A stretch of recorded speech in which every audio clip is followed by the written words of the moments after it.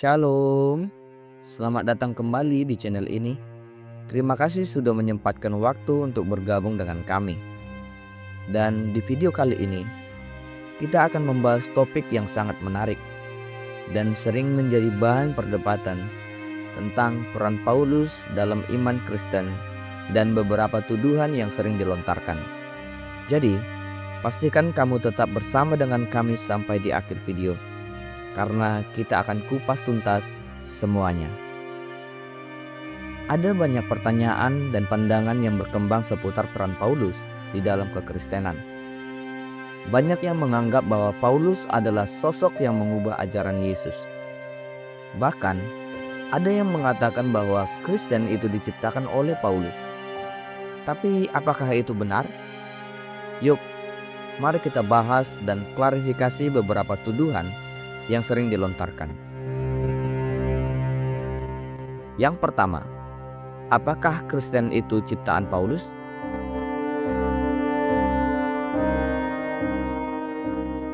Tuduhan pertama yang sering muncul adalah bahwa Kristen adalah ciptaan Paulus. Ini adalah pemahaman yang keliru. Kristen berakar pada ajaran Yesus Kristus, bukan pada Paulus. Yesus sebagai Tuhan dan Juru Selamat mengajarkan kasih, pengampunan, dan keselamatan. Sedangkan Paulus yang dulunya adalah seorang penganiaya umat Kristen, dipanggil oleh Tuhan Yesus untuk menjadi rasul yang mengabarkan Injil, terutama kepada bangsa-bangsa yang non-Yahudi. Paulus tidak menciptakan ajaran Kristen, tetapi memperluasnya dengan menjelaskan ajaran Yesus dalam konteks yang lebih luas. Ingatlah perkataan Tuhan Yesus dalam Yohanes 14 ayat 6. Kata Yesus kepadanya, "Akulah jalan dan kebenaran dan hidup. Tidak ada seorang pun yang datang kepada Bapa kalau tidak melalui aku." Yesuslah inti dari iman Kristen, bukan Paulus. Yang kedua, Yesus tidak membatalkan Taurat, tetapi Paulus yang membatalkannya. Tuduhan ini juga sering kita dengar. Memang benar bahwa Yesus tidak datang untuk menghapus Taurat, tetapi untuk menggenapinya. Dalam Matius 5 ayat 17. Yesus mengajarkan bahwa hukum Taurat yang sebenarnya adalah hukum kasih. Kasih kepada Tuhan dan kasih kepada sesama. Paulus tidak membatalkan Taurat, namun dia mengajarkan bahwa keselamatan bukan didapatkan melalui ketaatan kepada hukum Taurat, melainkan melalui iman kepada Yesus Kristus.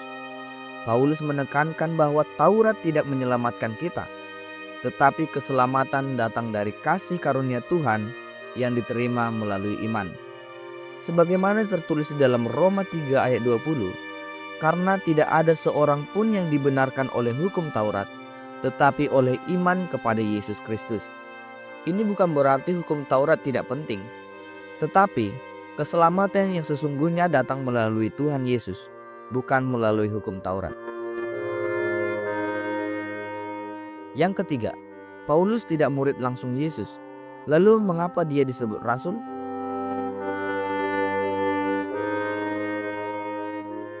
Salah satu pertanyaan besar adalah mengapa Paulus dianggap rasul?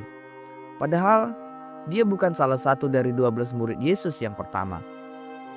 Ya, memang benar. Paulus tidak mengikuti Tuhan Yesus secara langsung di bumi. Namun, panggilan Paulus sebagai rasul datang langsung dari Tuhan Yesus melalui pertemuannya yang luar biasa di jalan menuju Damaskus. Kisah ini tercatat di dalam Kisah Para Rasul 9. Paulus dipanggil dengan cara yang dramatis dan penuh makna, menjadikannya rasul yang memiliki otoritas penuh dari Yesus untuk menyebarkan Injil. Paulus sendiri yang menyatakan dalam Galatia 1 ayat 1, "Dari Paulus, seorang rasul, bukan karena manusia, juga bukan oleh seorang manusia, melainkan oleh Yesus Kristus dan Allah, Bapa yang telah membangkitkan Dia dari antara orang mati." Benar, panggilan Paulus bukan berasal dari manusia, tetapi langsung dari Tuhan Yesus. Yang keempat, Paulus tidak cocok menjadi rasul karena masa lalunya sebagai penganiaya Kristen. Beberapa orang menganggap bahwa Paulus tidak layak menjadi rasul karena masa lalunya sebagai penganiaya umat Kristen. Namun, itulah keajaiban anugerah Tuhan. Paulus adalah contoh luar biasa dari perubahan yang dapat dilakukan oleh kasih karunia Tuhan. Seorang yang dulu menganiaya jemaat Kristen dipilih Tuhan untuk menjadi rasul yang sangat luar biasa. Paulus sendiri mengaku di dalam 1 Timotius 1 ayat 15 bahwa dirinya adalah orang yang paling berdosa, namun tetap dipilih oleh Tuhan untuk menjalankan misinya. Yang kelima, mengapa Paulus lebih menekankan iman dan bukan mengikuti ajaran langsung Yesus? Beberapa orang bertanya, mengapa Paulus lebih banyak berbicara tentang iman daripada mengikuti ajaran langsung Yesus? Sebenarnya, Paulus tidak mengabaikan ajaran Tuhan Yesus. Justru, dia menjelaskan dengan lebih mendalam tentang bagaimana iman kepada Yesus adalah dasar dari keselamatan, yang kemudian mempengaruhi cara kita hidup di dalam kasih dan pengampunan. Paulus mengajarkan bahwa iman sejati kepada Yesus akan menghasilkan perbuatan baik sesuai dengan ajaran Tuhan Yesus itu sendiri. Yang keenam, apakah benar bahwa ajaran Paulus bertentangan dengan ajaran Yesus? Tuduhan ini juga sering muncul. Namun, Paulus tidak bertentangan dengan Tuhan Yesus. Ajaran Paulus adalah kelanjutan dari ajaran Tuhan Yesus. Karena Paulus menyampaikan bagaimana hidup sesuai dengan Injil di dalam dunia yang penuh tantangan. Ya, kata-kata Paulus mungkin terkadang lebih tegas atau keras, tetapi itu dilakukan untuk menanggapi berbagai masalah yang muncul di gereja-gereja awal, seperti penyimpangan ajaran dan perilaku yang tidak sesuai dengan Injil. Rasul Paulus tetap mengajarkan kasih yang sama seperti Tuhan Yesus ajarkan.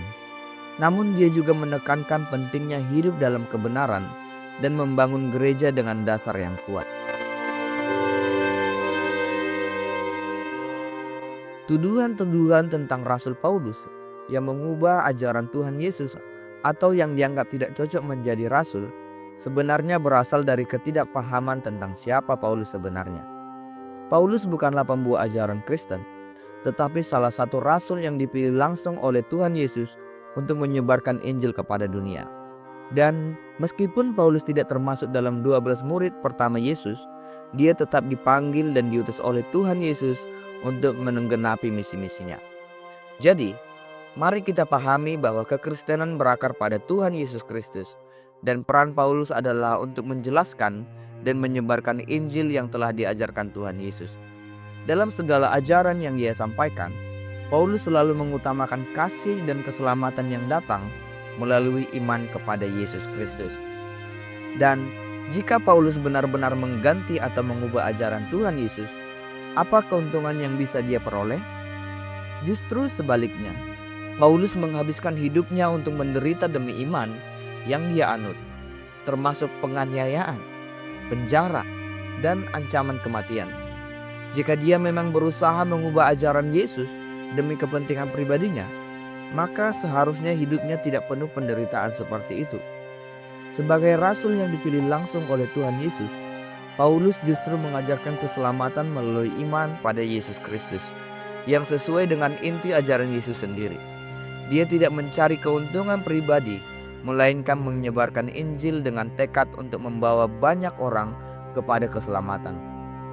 Jadi, mustahil bagi Paulus untuk mengubah ajaran yang sudah ia terima dengan penuh penderitaan, tanpa adanya motivasi pribadi yang jelas untuk melakukannya. Amin. Terima kasih sudah menonton video ini sampai akhir. Semoga penjelasan yang kami berikan bermanfaat dan bisa menambah wawasan kamu. Jangan lupa untuk subscribe, like, dan share video ini agar lebih banyak orang yang bisa mendapatkan informasi ini. Jika ada pertanyaan lain atau topik yang ingin dibahas, tuliskan di kolom komentar ya. Sampai jumpa di video berikutnya. Tuhan Yesus memberkati. Haleluya.